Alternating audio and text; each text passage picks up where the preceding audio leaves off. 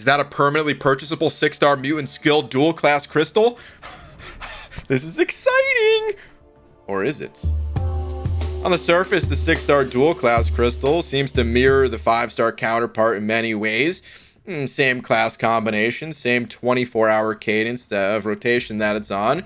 However, unlike the 4 and 5-star dual class crystals, the 6-star dual class crystal, it's got a 25% price hike. So is it actually worth getting this crystal? Well, let's talk about the kind of best practices, I guess I would call it. I don't know, for these dual class crystals, because I kind of see most things in this game as just like tools. You know, I see the champions that we play as tools to beat content, and I see these dual class crystals as tools to help balance out our roster, or even to help balance out our Catalyst inventory. Because as you're opening up 5-star crystals, due to the random nature of what's inside, you may find yourself in a situation where maybe you have a ton of one class, but you're completely lacking in another class, or, you know, the one good cosmic champ you pulled happened to be OG Groot. RIP. So, of course, in those situations, paying a 0% premium to help balance out those situations, yeah, I can recommend that for almost any size roster. I'd say for your first few crystals, just pop basics. It's fine. But after that, you know, you wanna try to balance out your roster, because all 6 class types are good. You are going to need all 6 class types. Similarly, I think it's a good way to help balance out your Catalyst inventory, because hey, those are random too.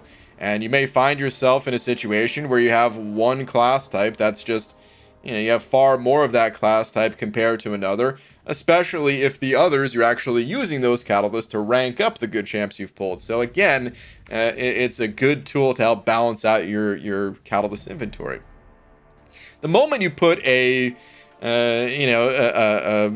additional price on it, a 25% price hike in this case, it's no longer such a clear and easy to use tool to help balance things out.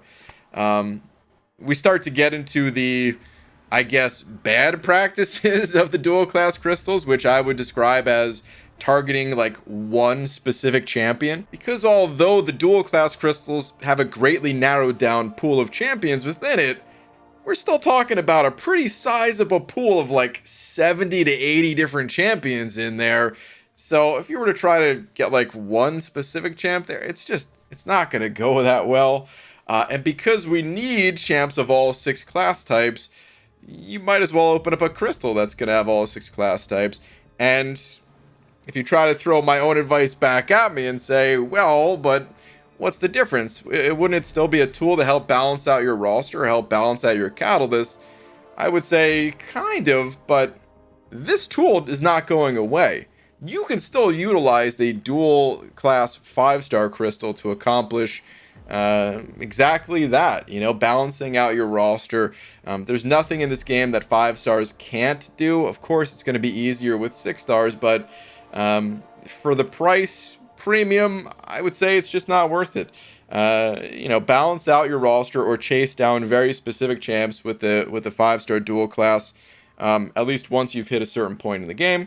And then with the 6-star crystal, I would say either go for as wide of a roster as possible by opening up basic crystals, or once you've gotten the the majority of champs that you want in this game, well, then go with a 6-star featured crystal and chase down some of the newest of the new champions and add those to your roster. I think both of those crystals, the basic or the featured, they're a better play than the dual class. So I hope that made sense. Let me know if you agree or disagree in the comments. And thank you very much for watching. I'll see you in the next video. Take care.